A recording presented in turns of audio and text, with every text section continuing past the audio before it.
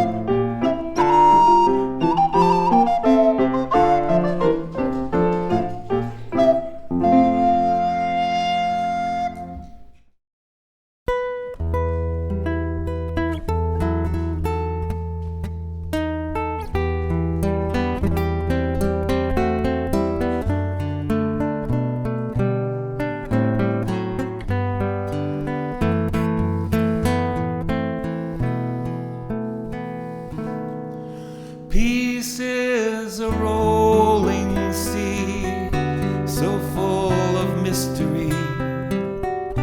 I feel its harmony in ebb and crest. Peace is a work of art that moves the open heart. Peace is a place to start and final rest. Harmony of harmony, I hear you sing to me. Let it wash over me, let it begin. Harmony of harmony, unfolding melody. I am your instrument, let peace begin with me. Peace is a beacon bright that brings us inner sight, a radiating light, conquering fear. Peace is the wild bird's call, the painted leaves in fall. Peace is the health of all, I feel it here.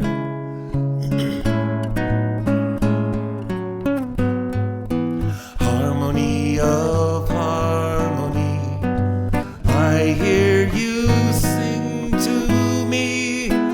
Let it wash over me, let it begin. Harmony of harmony, unfolding melody. I am your instrument, let peace begin with me.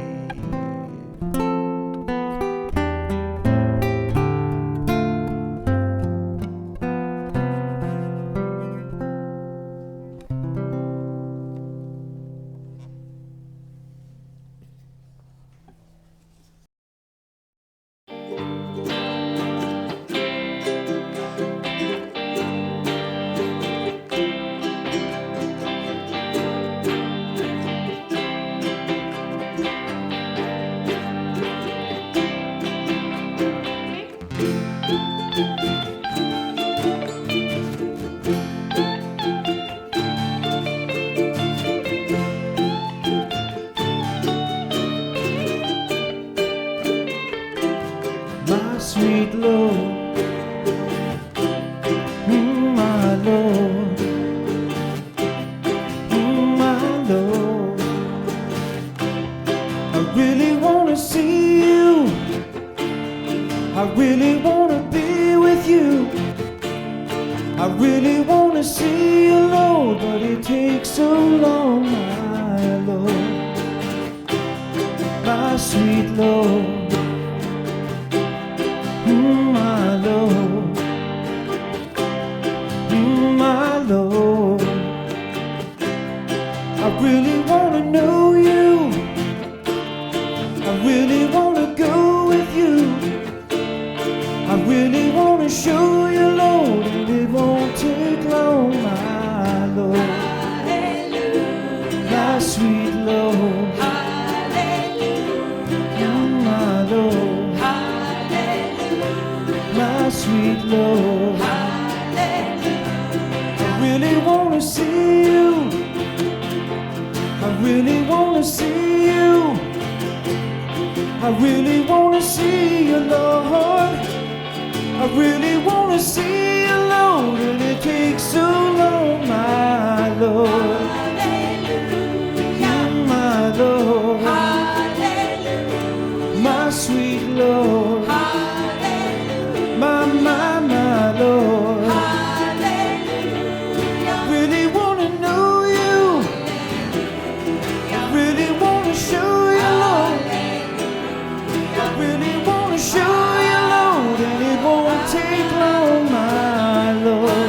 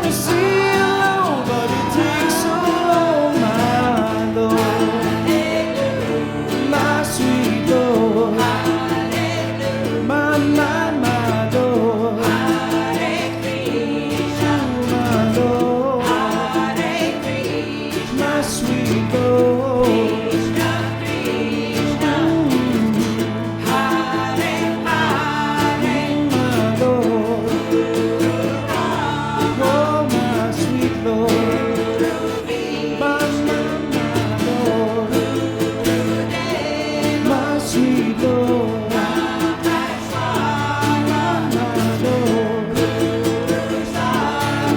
my sweet Lord.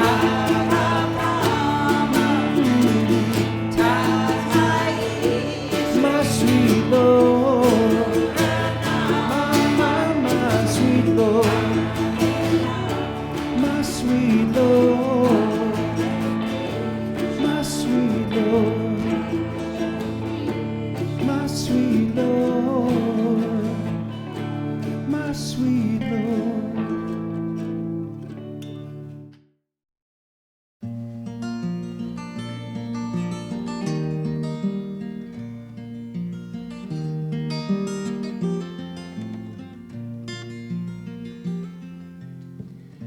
Tall as timbers, great Aunt Lizzie, wrapped in rugs against the cold, looking out across the mountains to the valleys of my soul. And on the porch where Lizzie's rocking, great Grandma Nanny comes and stands underneath her plain white apron. She holds my future in her hands. Lorraine women, how you're with me, soft as memory, strong as wood. In my face you are returning, I hear you singing in my blood. And how the years in all my memories roll like water by the bridge. I can see them in my mirror, tall as trees along the ridge. And just like trees along the mountain, through the years grow straight and tall, till the place where they were standing seems deserted when they fall. Lorraine women, how you're with me, soft as memory, strong as wood. In my face you are returning, I hear you singing in my blood.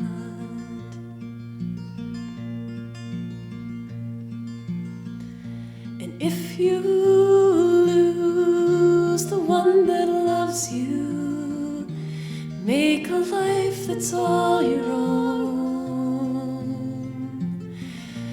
Find a place no one can find you, turn your back and go back home. But if you find the one that loves you, if you love the one you find, be like sisters on the mountain, branches touching, roots entwined. Lorraine women, how you're with me, soft as memory, strong as wood. In my face you are returning, I hear you singing in my blood.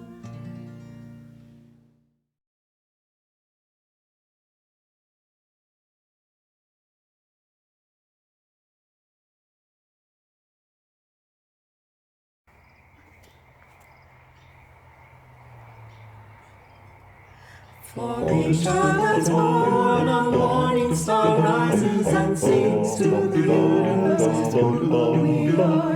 For each child that's born, a morning star rises and sings to the universe who we are. We are our grandmother's prayers, and we are our grandfather's dreams.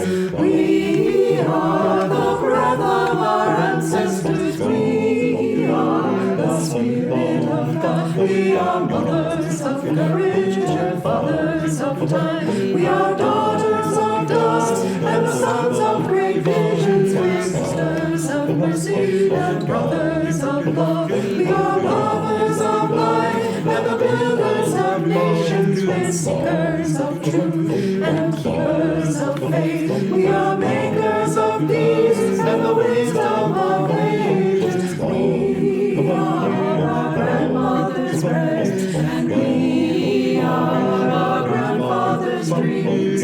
We are the breath of our ancestors. We are the Spirit of God. We are mothers of courage and fathers of time. We are daughters of dust and the sons of great visions. We're sisters of mercy and brothers of love. We are lovers of life and the builders of nations. We're seekers of truth and keepers of faith. We are makers of peace and the wisdom of ages. We are our grandmother's prayers, and we are our grandfather's dreams.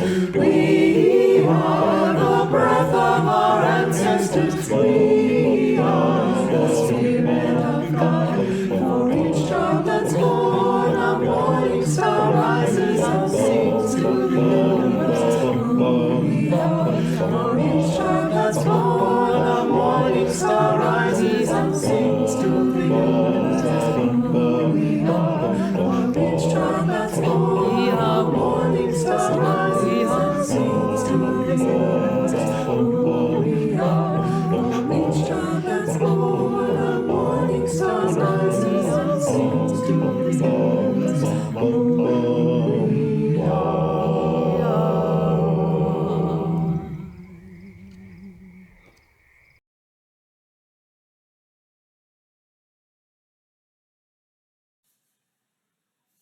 Hey y'all! Welcome to our virtual worship today. You are at the UUCSS, Unitarian Universalist Church of Silver Spring. I am Annabelle Leet, today's worship associate, and my pronouns are she, her, and hers. After the inauguration of President Biden a few months ago, some of you asked what book a Unitarian Universalist might choose to place their hand upon to take the oath of office. Today we explore one liberal religious way to decide what to give spiritual and ethical authority in our lives, and figure out just what is truly worthy of our praise. However you're here, if that's in this very moment or later on in your life, I am so happy that we are sharing this service together. Also, hello, everyone who is new. If this is your first or second time here, I am really excited that you dropped by. This guy, Jim Street, is going to be the welcoming captain, so be sure to shoot him a message in the chat if you have any questions. Jim is also going to be available during a super cool virtual coffee hour after this virtual service. If you're watching live, you can log into Google to participate in the chat in real time, but to help protect privacy, comments are not going to be available after like 12 p.m. when the service ends. That doesn't mean that they aren't very public right now, so please keep that in mind when you chat. Also, the live chat has certain safety features to prevent disruptive comments, which is great for us. Sadly, that means you won't be able to post special characters or complete web addresses. American Sign Language interpretation is available in a separate Zoom room for those who are deaf or hard of hearing. If you're having trouble finding that link, go ahead and ask in the chat for it, or you can email VSTechSupport@uucss.org to get the link. That is VSTechSupport@uucss.org. All right, y'all, we will be lighting our chalices very soon, So I recommend getting on up and grabbing your chalice, candle, flashlight, whatever works for you, so that you can join us in kindling the flame of community. But first, let's take a moment to say thanks to everybody working hard to make today's service possible.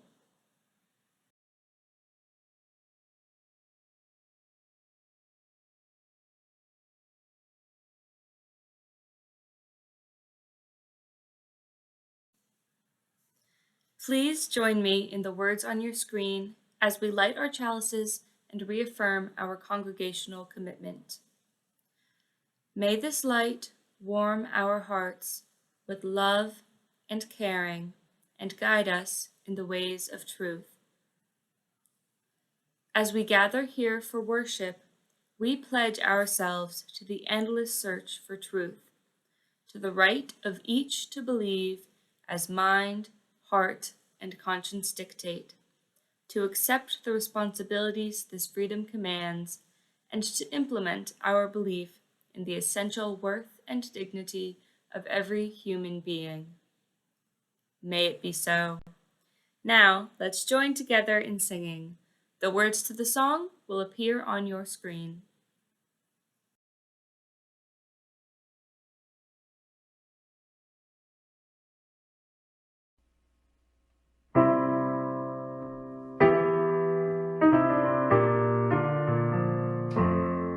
Since what we choose is what we are, and what we love we yet shall be. The goal may ever shine afar, the will to reach it makes us free.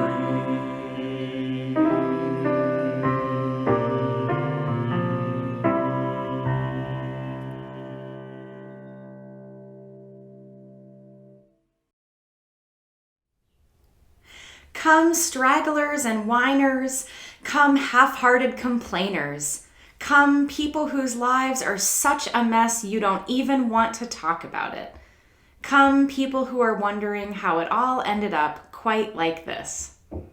This is a gathering of works in progress, of people who aren't perfect, of those who are still on the journey. So let us journey together, our good hearts laid open, our questions still alive, and our passion for the dreams we still hold burning bright. Come, let us worship together.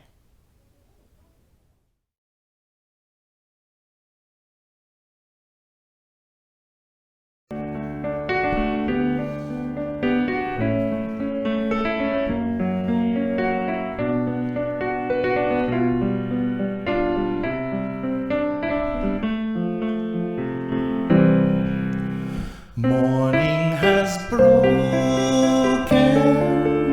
like the first morning. Blackbird is spoken like the first bird. Praise for the singing, praise for the morning,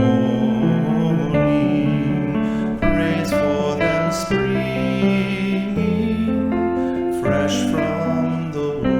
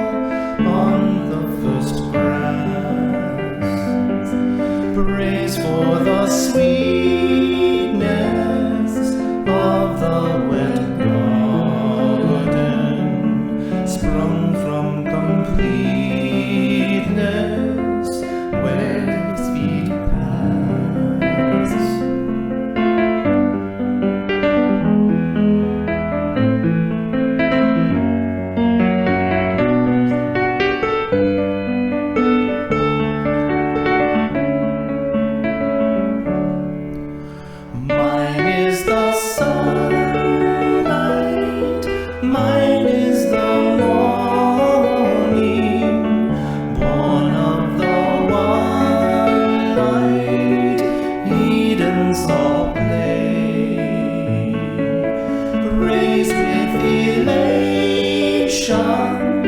praise every morning, God's recreation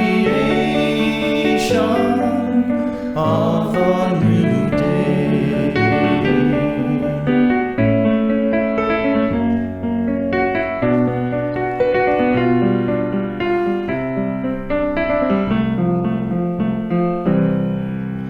Morning has broken like the first morning. Blackbird has spoken like the first bird. Praise for the singing, praise for the morning, praise for them springing fresh from the world.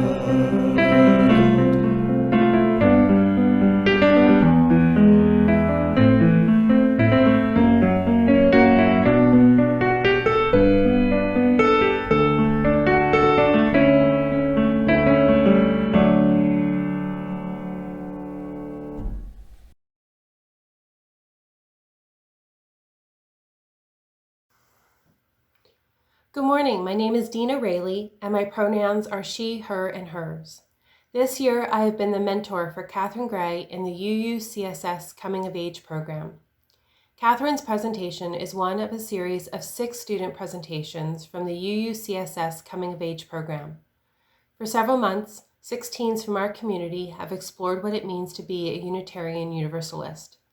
As the culmination of study, each teen was encouraged to express their personal beliefs, values, or spirituality in a brief video. Catherine Gray is a 3rd presenter in 2021. I would like to tell you a little bit about Catherine. I first met her a few years ago through my work on the membership committee, back when Catherine's mom, Jean Snell, was the chair. We would occasionally have committee activities that took us to each other's homes, pre-pandemic, and Catherine would be there helping us find cups and ice, hanging out with her dog Rocky, or doing homework. I immediately noticed how well-mannered, well-spoken, kind, and authentic Catherine was. You can't miss it. Then when we got paired this year, I was beyond thrilled to get a chance to know Catherine on a deeper level. Catherine is a very special young lady. She immediately struck me as smart, confident, responsible, driven, and very aware of the world around her. She is especially passionate about the environment and all things in it, which you will hear about today. She spends her free time riding and caring for horses, hiking in nature, and spending time with her family and friends. Catherine has a goal of one day working environmental science, and I have no doubt this young lady is going to go far. Her mindfulness as an inhabitant of this earth, along with her strong UU values, will serve her well in all she does. I'm very proud of Catherine for her hard work and dedication to her project. Congratulations, Catherine. I only wish I could give you a big hug. So we are glad you have joined us today. You're invited to a Zoom breakout room after the service during our virtual coffee hour to congratulate Catherine on reaching this milestone. Throughout my life, I've never known exactly what I believed in. Despite learning about various religions and visiting many churches, I haven't found religion that is completely stuck yet, or feels like an accurate representation of all of my beliefs. I also haven't really explored spirituality much either, or found a set of spiritual practices that resonate with me. Among all of these unknowns, the one belief that has stayed constant in my search is my belief in the importance and beauty of the environment. More specifically, I believe all ecosystems and the organisms that live in them should be protected and conserved, and everyone should do their part to help preserve the environment. While I think humans have a moral duty to protect the planet because most organisms were here before us, taking care of the Earth is also important to combat climate change and keep the planet healthy for generations to come. I think my love for the environment started at a young age, and for as long as I can remember, I have enjoyed spending time in nature. I used to attend summer camp at the Audubon Society, where I remember learning how even the tiniest organisms were important to the balance of the ecosystem they lived in. I also spent a few weeks every summer in Oregon and Washington, where we go to the Pacific Ocean and Cascade Mountains. By spending time in the great outdoors, I have grown an appreciation for the beauty and majesty of these spaces. Then, in 3rd grade, I learned about habitat destruction and climate change for the first time, when we learned about the polar ice caps melting in the Arctic. Once I learned that human activity was a big reason why this was happening, I decided I would try and do my part to take care of the Earth. I now consider climate change the biggest issue of our generation, and have started thinking more about my individual carbon footprint, as well as the role corporations and society as a whole have to play in climate change. To do my part, I have been pescatarian since 4th grade. I try and buy less and more sustainable clothing, and do various things to try and conserve energy and resources, such as composting and repurposing various items. Later in life, I even want to become an environmental scientist, especially one who works in zoology, so I can have a bigger impact and reach. I have always loved animals. I've been horseback riding since I was 7, and I have a dog, and I hope to have many more pets when I'm older. Becoming a zoologist seems like a great way to share my passion for the environment and protect and learn about the animals that I love. My environmental beliefs have a big impact on my daily life and how I think about my future, but they also impact my connection to Unitarian Universalism, especially when it comes to the 7 principles. The first principle is the inherent worth and dignity of every person. I view this as being expanded to all living things. The 7th principle is respect for the interdependent web of existence for which we are a part. I interpret this to mean the importance of the ecological web of our planet. In this way, I have a connection to UUism, and I think that as I continue to explore what I believe in, I will keep my environmental beliefs close to my heart. Thank you.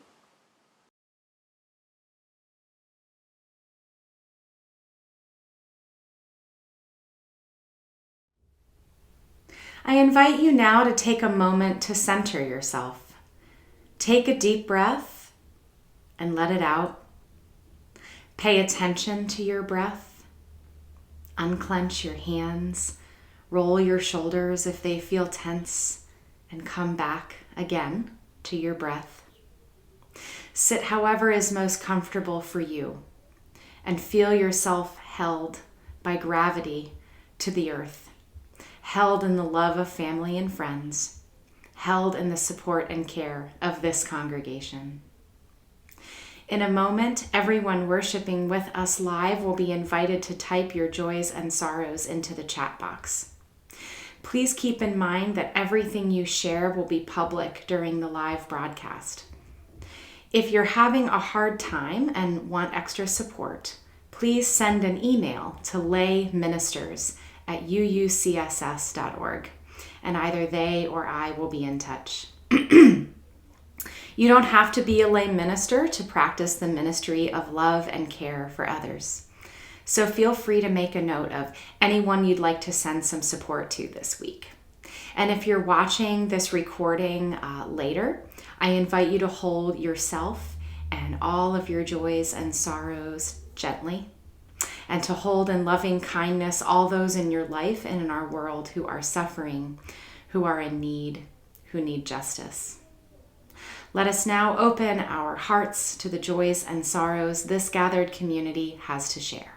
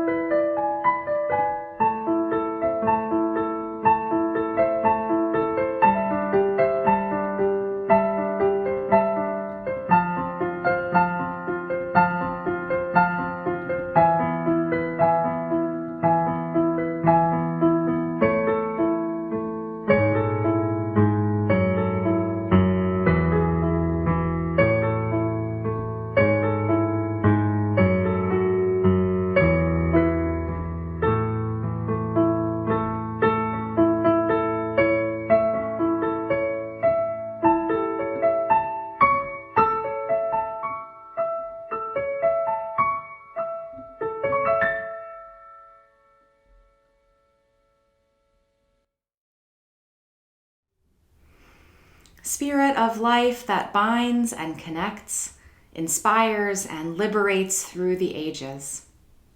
Spirit of life that calls us inward and outward and onward.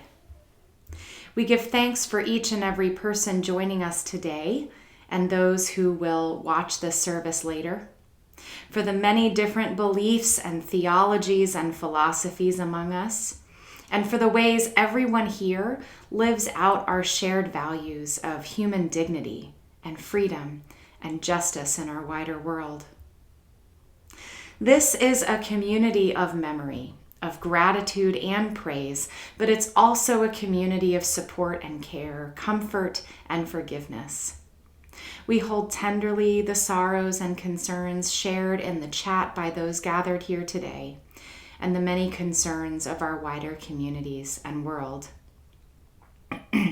There are times in our world and in each of our lives when sorrow, challenge, or suffering just overwhelm us. In the midst of those times, may this community hold us up with everlasting arms and remind us of those things which have helped us weather earlier storms. May this congregation be a place where we recall our own resilience and the resilience of many of our ancestors who managed through war and disaster, enslavement and oppression to strive for a better world for those who would come after them. And may each and every one of us live so that our lives will be a blessing to the 7 generations that come after we have gone. Amen. The hymn that we are going to sing next is Guide My Feet, an African American spiritual based on Psalm 119. I think none of us here today can really imagine the suffering experienced by the millions of enslaved people whose unpaid labor built this country. Nor do I think we can imagine how much this psalm begging for mercy would have resonated in their lived experience.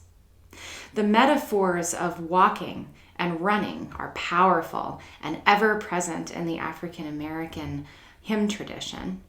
Yet many of us have come to understand that kind of language as ableist. Not everyone journeys through life walking, after all.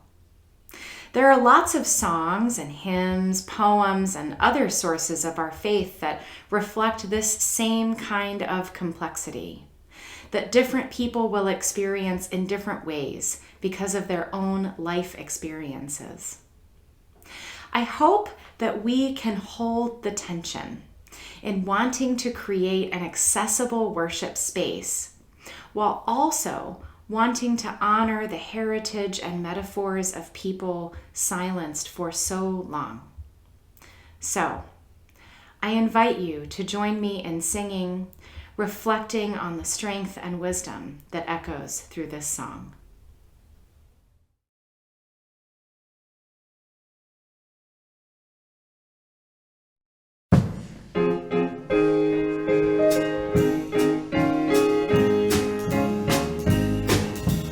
Guide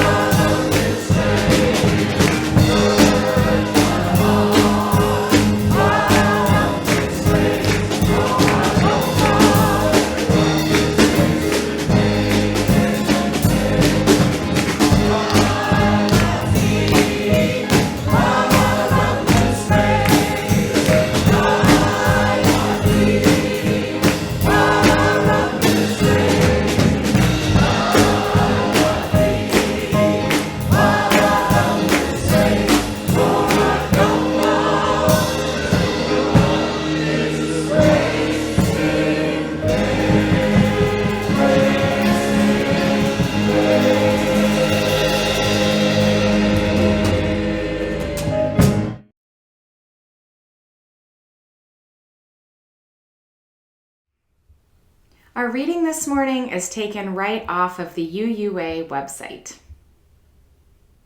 One might say that life is our scripture. While Unitarianism and Universalism both have roots in the Protestant Christian tradition, where the Bible is the sacred text, we now look to additional sources for religious and moral inspiration. Over 2 centuries, our religious tradition, a living tradition, has branched out from its roots.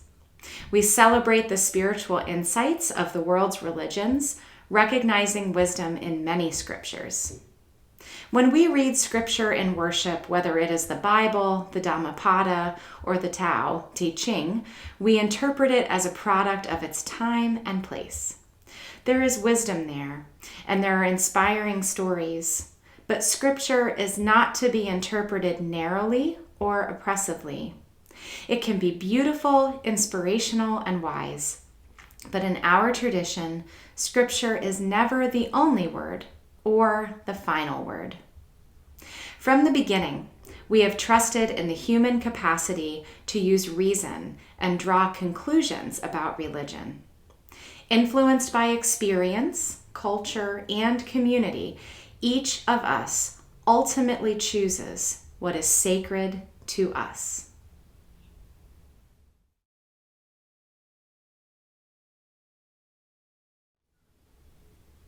I was a teenager when I first lost my faith.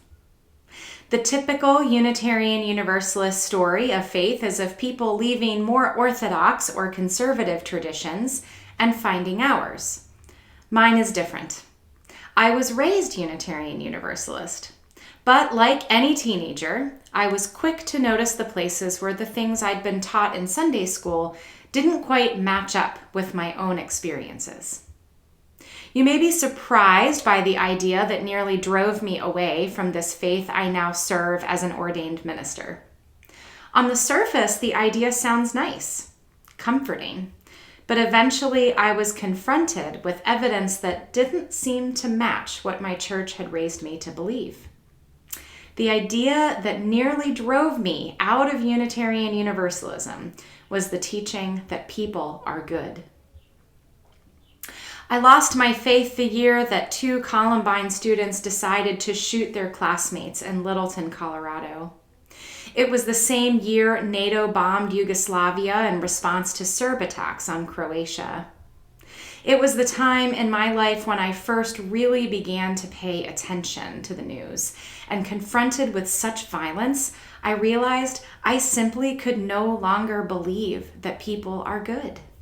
If people are good, I thought, then why do so many people do such horrible things? If people are good, then what does that say about me when I do bad things? And who gets to define what good and bad are, anyway? I still don't believe people are good, but I also don't believe people are bad. I think there's an important difference between affirming the dignity and preciousness of all human beings and the claim that people are good.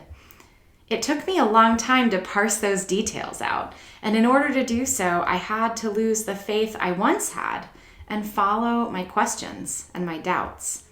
And eventually, those questions and doubts led me to try on new answers until I found the right ones for me. While the ideas you came to reject may have been very different from the ones I did, I know there are many people here today who have their own version of this story. Whether it happened when you were a teenager, a child, an adult, part of growing up is realizing we've outgrown some ideas and teachings that at one time we may not have even questioned. It's not an easy process.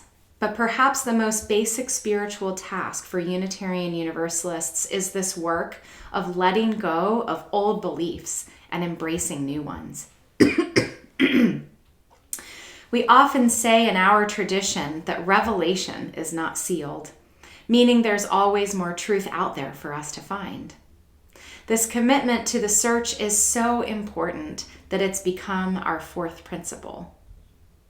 Along with our principles, our faith also affirms 6 sources from which to seek that truth and meaning. Here they are. Number 1, the direct experience of transcending mystery and wonder. Number 2, words and deeds of prophetic people which challenge us to confront powers and structures of evil with justice, compassion, and love.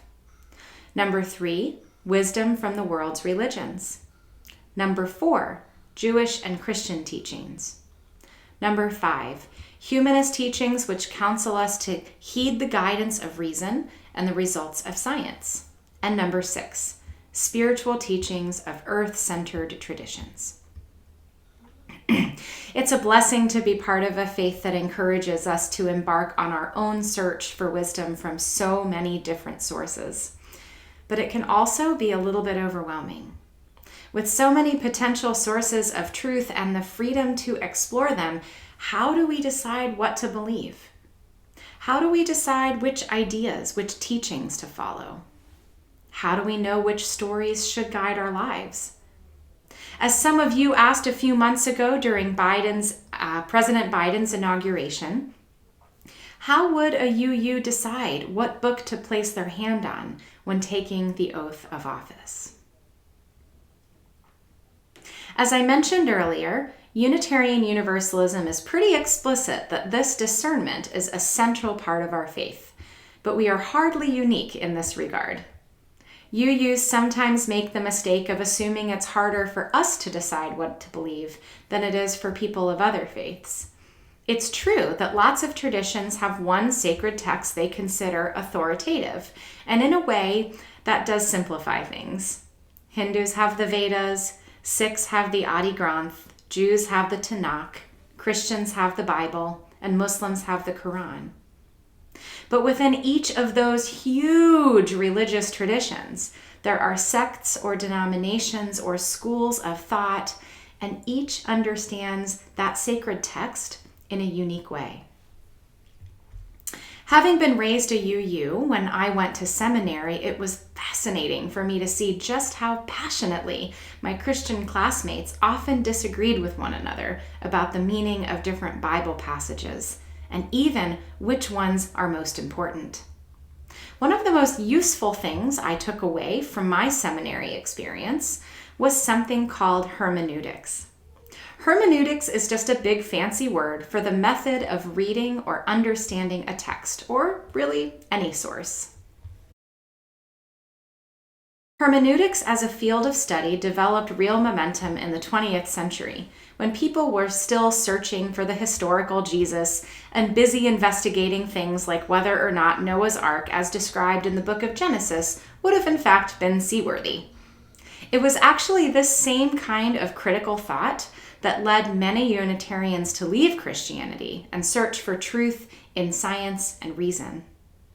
Eventually, theologians of many traditions came to be less interested in whether the stories in religious texts are literally factually true, and more interested in the lasting truths those stories convey. Thanks to hermeneutics and postmodern theology, we need not believe in something like the virgin birth for Christmas to hold meaning for us, just as one example. There are 2 different hermeneutics that I think are most helpful for Unitarian Universalists in our free and responsible search for truth and meaning among so many sources. They are the hermeneutic of suspicion and the hermeneutic of liberation. When we consider the sources of our faith, especially the sacred texts of the different religions all around the world, it's important to remember that many of them began not as written documents, but as oral stories passed down through the generations.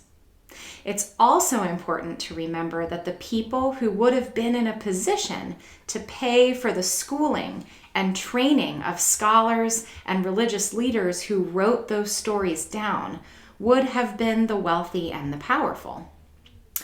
Think for just a moment about the story of Moses, which we remembered back at Passover.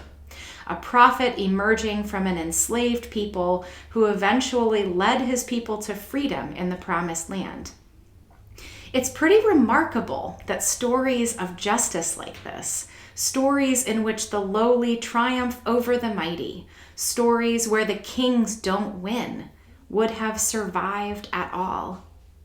A hermeneutic lens would have us ask ourselves this: who does the story benefit?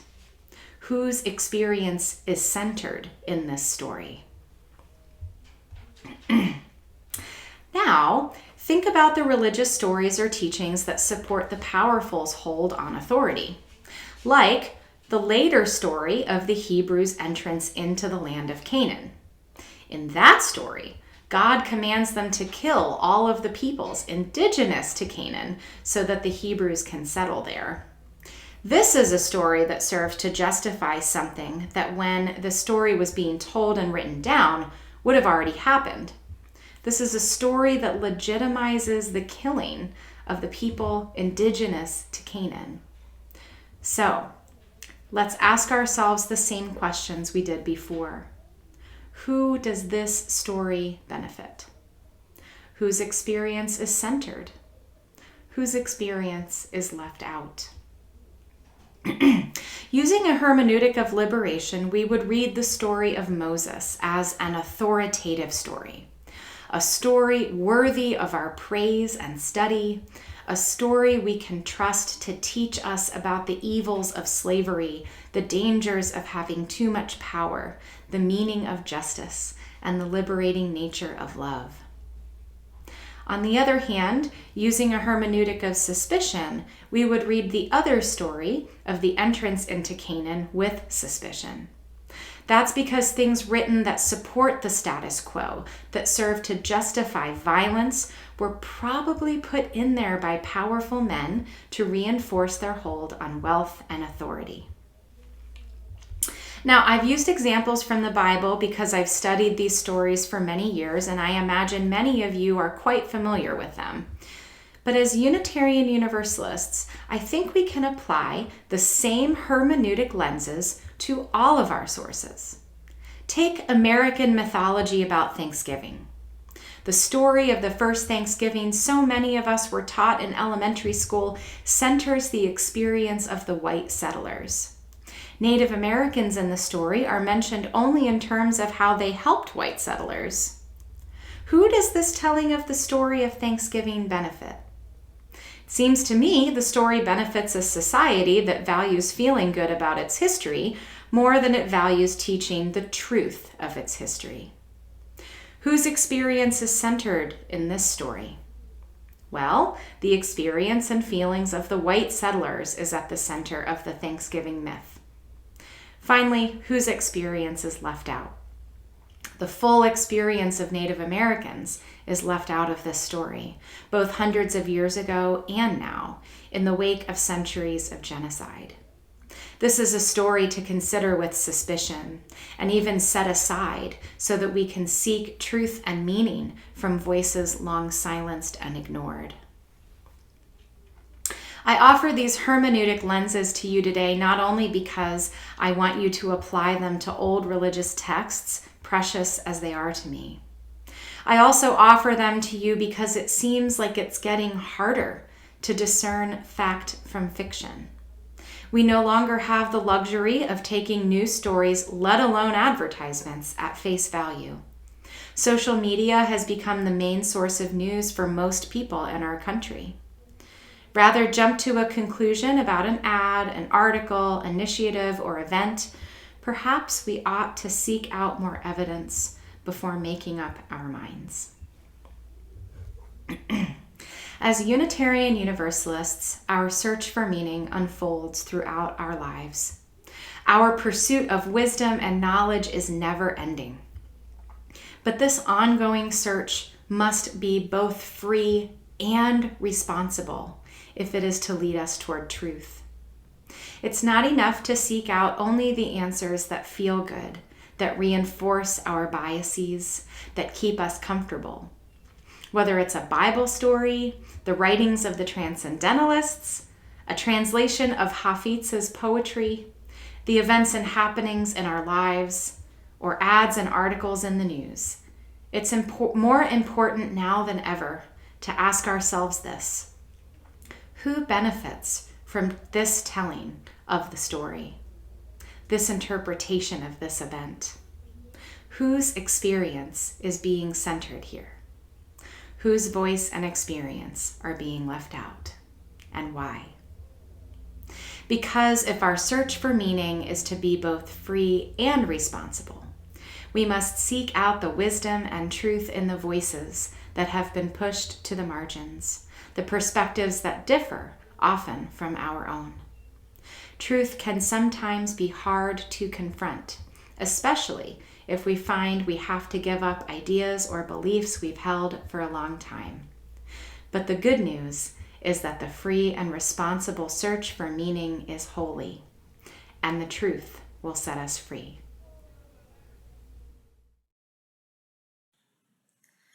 There is so much in this life we receive which we do nothing to earn. The beauty of nature, the inspiration of music and art, our very lives themselves, all of these things are gifts we receive. The Unitarian Universalist Church of Silver Spring is also a gift, founded and built by generations of people, some who live only in our memories.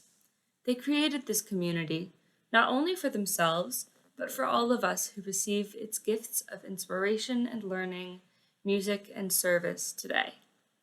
And now, it's our turn to give what we can to support this congregation and our community partners so that others can enjoy the gifts we have received in abundance. Sunday morning offerings are part of what make our ministries, programs, and mission possible.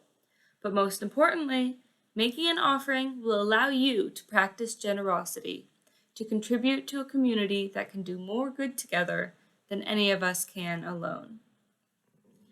There are 3 ways you can make your financial gift to the congregation. The first is by downloading the Give Plus mobile app from Vanco to set up an account. The second way to give is by using your phone to text a message to 833-880-1363. And if the app or texting just don't work for you, the third way to give is by mailing a check directly to the church. All of the information you need for all 3 of these methods is on your screen now and will appear again towards the end of today's service. I hope that you will join me in making an offering with gratitude for all of life's gifts and all that UUCSS means to you. The offering will now be given and received with joy.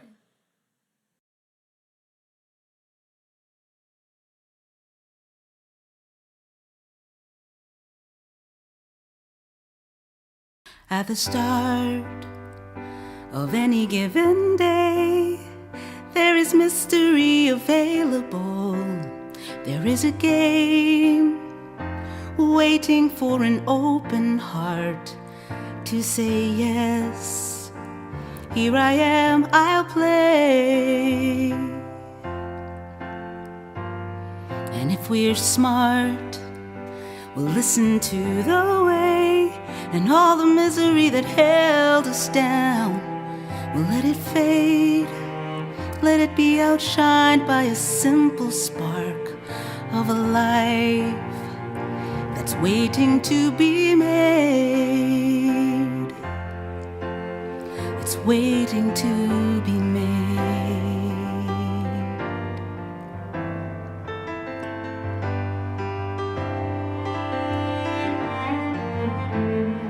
What will you make of this day?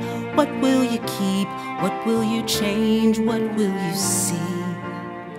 What will you believe? What will you make of your dreams? Will you keep sleeping or will you awaken and decide what you will make?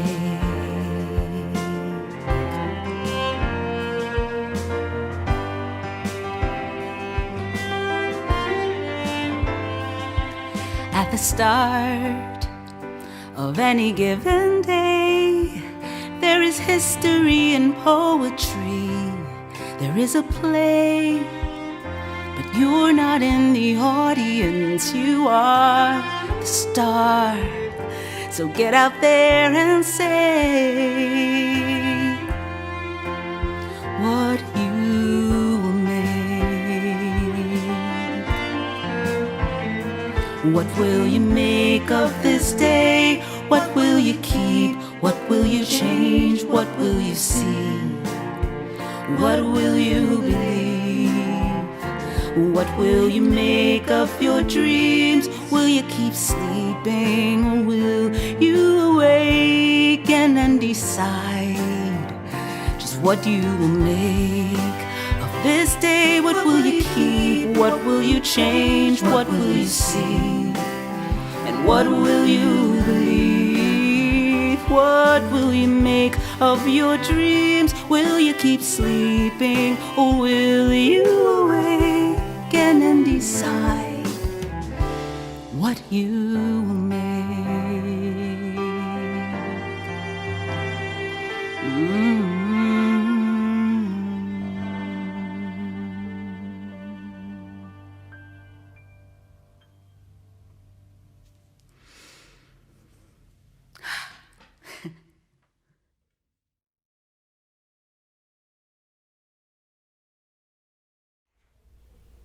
May the gifts we have given fuel the flame of our commitment, empower us to serve out our mission, and give the life we share the shape of truth, love, and justice.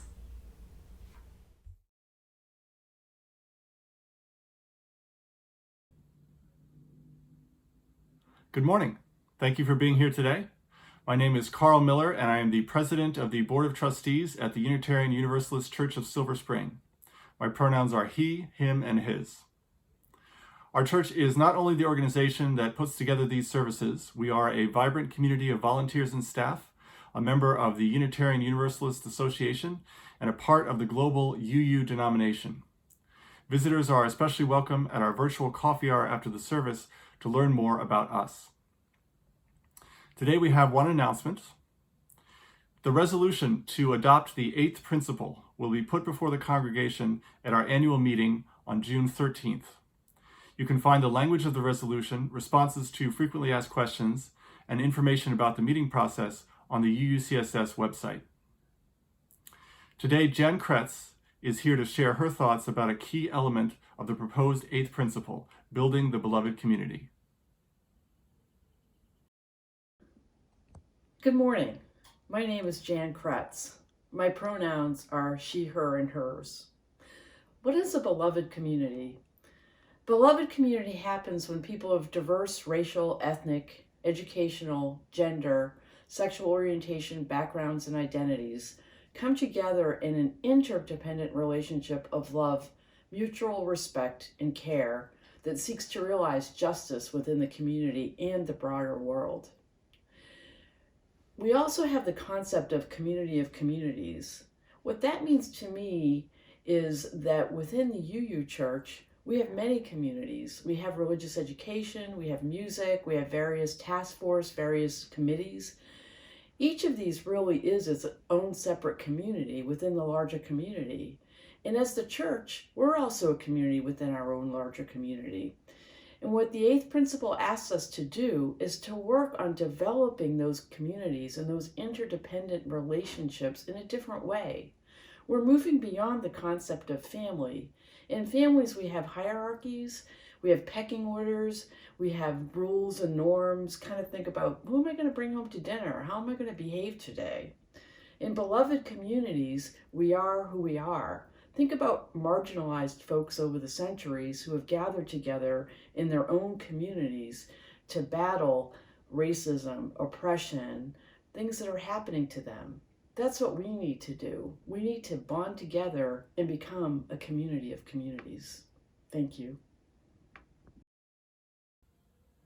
After the service, members of the 8th Principle Task Force will be available in a coffee hour breakout room for anyone who would like to talk more about the 8th Principle and the UUCSS resolution to adopt it.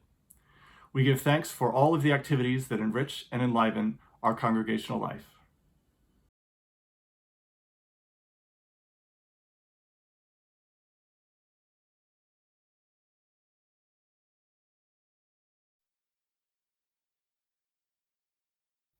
As for me and my house, house, you will find us serving peace. As for me and my house, you will find us serving peace. As for me and my house, you will find us serving peace. Peace for all right now.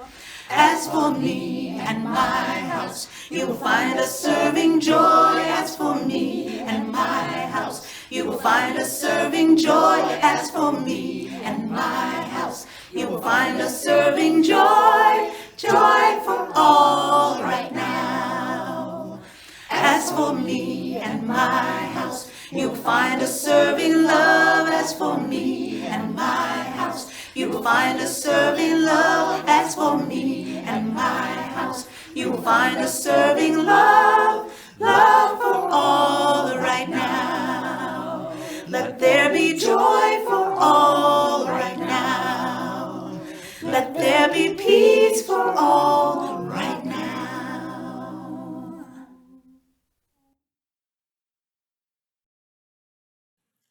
Please join me in the words of chalice extinguishing. Carry the flame of peace and love until we meet again.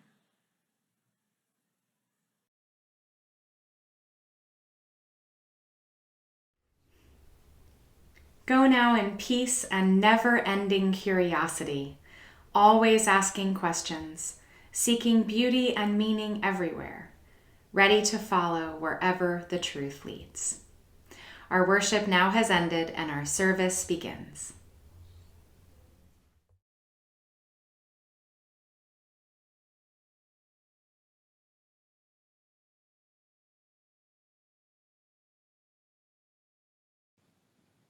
On the occasion of Dr. Martin Luther King Jr.'s 80th birthday, I was honored to be invited to provide music at the service at his home church, Ebenezer Baptist, here in Atlanta. At that service, I was inspired by the words of the Reverend Timothy McDonald, and I knew that his words had to become a song.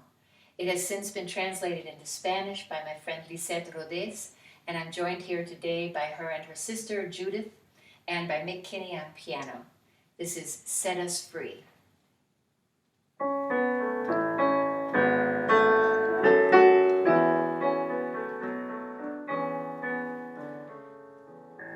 Porque mentir para buscar la verdad. We cannot lie our way to the truth.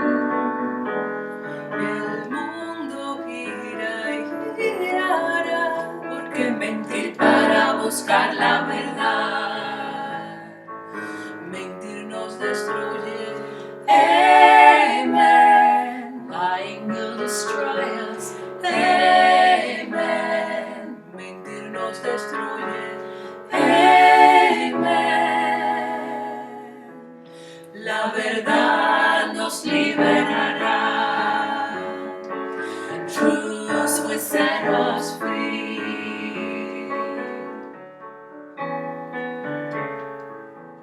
Porque gastar para endeudarnos más. We cannot spend our way out of debt. We spin and spin the earth around. Porque gastar para endeudarnos más. La ambición destruye. Amen. Greed will destroy us. Amen. La ambición destruye. Amen. La sencillez nos liberará.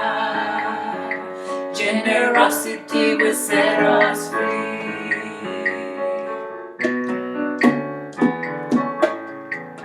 Porque pelear para lograr la paz. We cannot war our way to peace.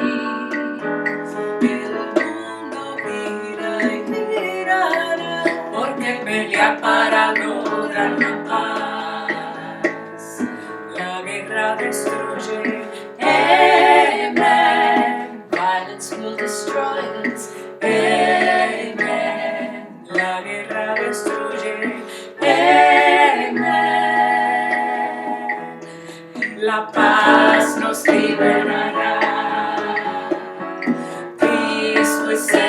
us free.